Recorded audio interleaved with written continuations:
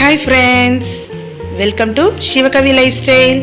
நாம் இன்னைக்கு பார்க்க போற video paneer butter masala. Paneer butter masala ஈஸியா இன்ஸ்டன்ட்டா எப்படி செய்யறது அப்படினு நம்ம பார்க்கலாம். வாங்க வீடியோக்குள்ள போகலாம். பனீர் 150 கிராம் எடுத்துர்க்கங்க. முந்திரி பருப்பு ஒரு 5 எடுத்துர்க்கேன். ஒரு டீஸ்பூன் பட்டர் எடுத்துர்க்கேன். ஒரு டீஸ்பூன் இஞ்சி பூண்டு பேஸ்ட், 4 தக்காளிங்க, ஒரு வெங்காயம், சால்ட் தேவைக்கு, கரம் மசாலா ஒரு ஸ்பூன், 2 பட்டை, ஒரு ஏலக்காய், ஒரு பே லீஃப், ஒரு ஸ்பூன் கஸ்தூரி மேத்தி எடுத்துருக்காங்க. இது வேறு ஒன்றும் இல்லைங்க, காஞ்ச வெந்தயக்கீரை தான். பனீர் பட்டர் மசாலாவுக்கு நம்ம வதக்கிக்கலாங்க. ஃபஸ்ட்டு எடுத்து வச்ச ஒரு டேபிள் ஸ்பூன் பட்டரை சேர்த்துக்கிறேன். இப்போ அதில் அந்த எடுத்து வச்ச பட்டை, ஏலக்காய், பே லீஃபை சேர்த்துக்கிறேங்க. நல்லா வதக்கிக்குவோம், புரியட்டும். வெங்காயத்தை சேர்த்துக்கலாங்க.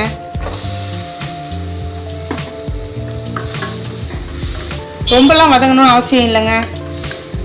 அதோட கலர் மாறி டிரான்ஸ்பரண்ட்டாக ஆகிற வரைக்கும் வதக்கிக்குவோம். இப்போ நம்ம இஞ்சி பூண்டு பேஸ்ட் எடுத்து வச்சோம் இல்லைங்களா, அதை சேர்த்துக்குவோம். அதையும் போட்டு நல்லா வதக்கிக்குவோம்.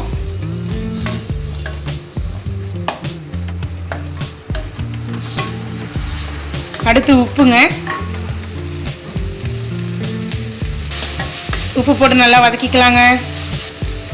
அடுத்து தக்காளிங்க, தக்காளியும் சேர்த்துக்குவோம். ரஃப்பாக அரிஞ்சு வச்ச தக்காளி, அதையும் வதக்கிக்கலாம். இப்போ எடுத்து வச்ச முந்திரி பருப்பையும் சேர்த்துக்குவோங்க. இதை நல்லா குழையிற அளவுக்கு வதக்கிக்கணும். நான் ஒரு 2 நிமிஷம் மூடி வச்சு வதக்கிக்கிறேன். நீங்களும் மூடி வச்சு வதக்கிக்கோங்க. இப்போ மூடி வச்சிடலாங்க. 2 நிமிஷம் கழித்து நல்லா குழஞ்சிருக்கும், அப்போ காட்டுறேங்க. 2 நிமிஷம் ஆயிடுச்சுங்க. வதங்கிடுச்சேன்னு பார்க்கலாம்.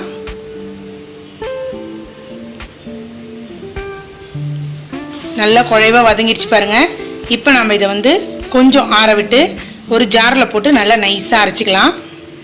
இப்போ திருப்பி வானலை பற்ற வச்சுக்கலாங்க. அதில் 2 டேபிள் ஸ்பூன் எண்ணெய் விடுறேன். 1 டேபிள் ஸ்பூன் பட்டர் சேர்த்துக்கலாங்க.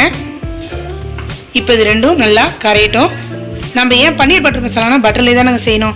நம்ம ஏன் ஆயில் ஊற்றுறோம்னு பார்த்தீங்கன்னா, பன்னீர் பட்டர் மசாலா பட்டர்லேயே செய்யும்போது நமக்கு ஒரு திகட்டுற மாதிரி இருக்கும்.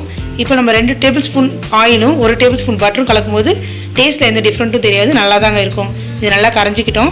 இப்போ அது நல்லா கரைஞ்சிச்சிங்க. மீடியம் ஃப்ளேம்லேயே இருக்கட்டும். இல்லை காஷ்மீரி சில்லி பவுடர் நம்ம காரத்துக்கு தகுந்த மாதிரி போட்டுக்கிறோம். தனியா பொடி நம்ம காரத்துக்கு எடுத்து வச்சு இல்லைங்களா, பிரியாணி மசாலா, அதுவும் பிரியாணி மசாலாவை நீங்கள் இதுலேயும் ஆட் பண்ணிக்கலாங்க. எப்படி செய்யணும்னு உங்களுக்கு தெரியலனா மேலே ஐ பட்டனில் அதோட வீடியோ கொடுக்குறேன், போய் பாருங்கள். அது எதுக்கெல்லாம் யூஸ் பண்ணலான்னு நல்லா தெளிவாக அதில் சொல்லியிருக்கேன். இப்போ நல்லா இந்த மாதிரி கலந்து விட்டுக்குவோங்க. மீடியம்லேயே இருக்கட்டும், ஏன்னா மசாலா பொடி கரிஞ்சிருங்க, அதனாலங்க. இப்போ அரைச்சி வச்சோம் இல்லைங்களா, முதல்ல வதக்கி அரைச்சி வச்ச விழுது இருக்கு இல்லைங்களா, அதை இது கூட சேர்த்துக்கோங்க. அதில் ஏனத்தில் கொஞ்சோண்டு தண்ணி சேர்த்து நான் திருப்பி சேர்த்துக்கிறேங்க.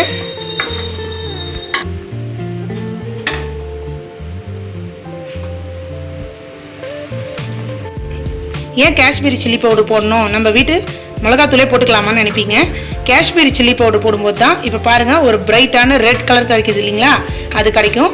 அந்த மாதிரி போடும்போது உங்களுக்கு டேஸ்ட்டும் நல்லாயிருக்கும், ஹோட்டலில் செய்கிற மாதிரியும் இருக்கும். பாருங்கள் நல்ல கலர் பாருங்கள், நல்ல செம்மையான கலர் வந்திருக்கு. இதை நல்லா வதக்கி விட்டுக்கோங்க. எண்ணெய் பிரிஞ்சு வரட்டோங்க. இந்த தாளிச்சோம் இல்லைங்களா, அந்த ஸ்பைஸ் பவுடர்லாம் அதெல்லாம் பச்சை வாசனை போகிற அளவுக்கு நல்லா மீடியமான இதுலேயே கொதிக்க வச்சுக்குவோம். நான் மூடி போட்டு கொதிக்க வைக்கிறேங்க 2 நிமிஷம். நீங்களும் மூடி போட்டு கொதிக்க வைங்க.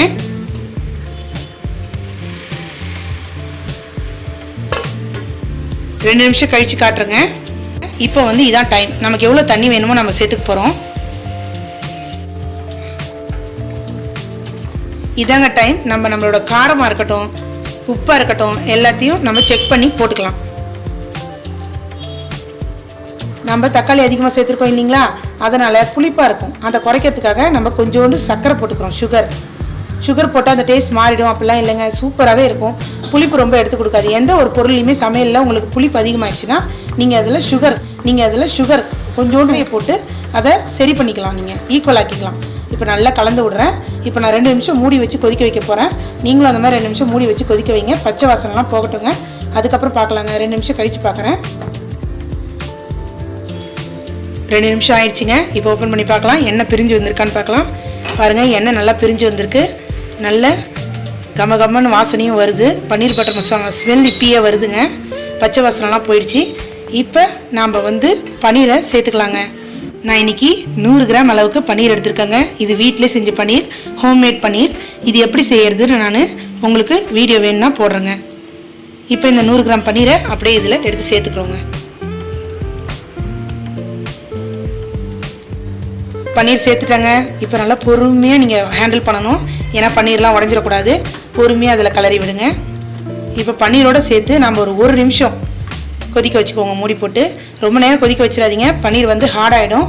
பன்னீர் சாஃப்டாகவே இருக்கணும் இல்லைங்களா? அதனால் ஒரு நிமிஷம் தான் மீடியமான இதில் வச்சு நல்லா கொதிக்க விட்டுக்கோங்க. நல்லா தளன்னு கொதிக்கிட்டோம். இப்போ பாருங்கள் நல்லா தளன்னு கொதிக்குது பாருங்கள். இப்போ கசூரி மேத்தி சேர்த்துக்கலாங்க. கசூரி மேத்தினா ஒன்றுமே இல்லைங்க, காஞ்ச வெந்தயக்கீரை தாங்க. அது ரொம்ப கம்மி தாங்க விலை. ஒரு 100 கிராமே உங்களுக்கு 25 ரூபாய் எவ்வளோ தான் வரும். இது போட்டிங்கனா தான் உங்களுக்கு பன்னீர் பட்டர் மசாலாவோட ஸ்மெல் வரும். இதுக்கு நம்ம கருவேப்பிலை, கொத்தமல்லி தழை அதெல்லாம் எதுவும் போடக்கூடாது. நார்த் இந்தியா சைடு இப்படி தான் செய்வாங்க. இப்போ நம்ம 2 கையில் நல்லா தேய்ச்சி அதில் போடுறோம் பாருங்கள். இப்போ பாருங்கள் நல்லா க்ரஷ் பண்ணிவிட்டேன். அது மேலே நல்லா தூவிக்கிறேன். இப்போ இந்த டைமில் நமக்கு ரெஸ்டாரண்ட் ஸ்டைலில் வர மாதிரி ரிச்னஸாக இருக்கணும் அப்படின்னா ஃப்ரெஷ் க்ரீம் சேர்த்துக்கலாங்க. 1 tablespoon 2 tablespoon. Fresh க்ரீம்னா ஒன்றும் இல்லைங்க, நம்ம வீட்டில் இருக்கு இல்லையா பால் ஏடை, அதை எடுத்து ஸ்டோர் பண்ணி வச்சு அதை நல்லா அடித்து சேர்ப்பாங்க. கடையில் ஃப்ரெஷ் க்ரீம்னே விற்கும். ஆனால் நான் இன்றைக்கி அதை சேர்க்கலை. நீங்கள் அதை சேர்த்திங்கன்னா ரிச்னஸ் தரும். நம்ம ஏற்கனவே கேஷ்யூ நட்லாம் சேர்த்துருக்கோம். உங்களுக்கு நல்லாவே ஹோட்டலில் செஞ்ச ஒரு பன்னீர் பட்டர் மசாலா மாதிரியே இருக்கும். இப்போ நம்ம அதை டாப்பில் 1 டேபிள் ஸ்பூன் பட்டரை வைக்க போகிறோம்.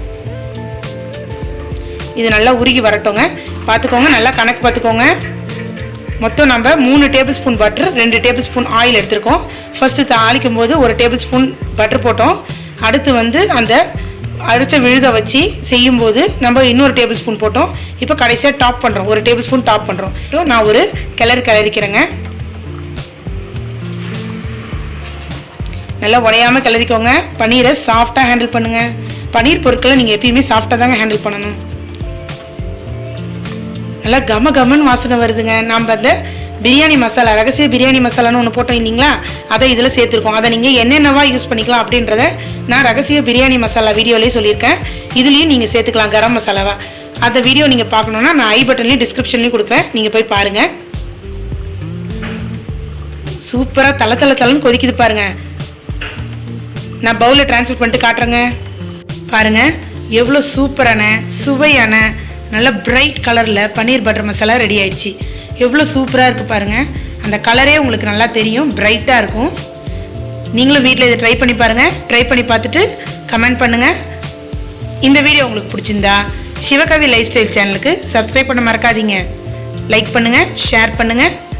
அப்புறம் அந்த சப்ஸ்கிரைப் பக்கத்தில் இருக்க பெல் ஐக்கானை கிளிக் பண்ணுங்கள். அப்போ தான் உங்களுக்கு நான் போடுற வீடியோலாம் நோட்டிஃபிகேஷன் வரும். ஓகே, பாய்.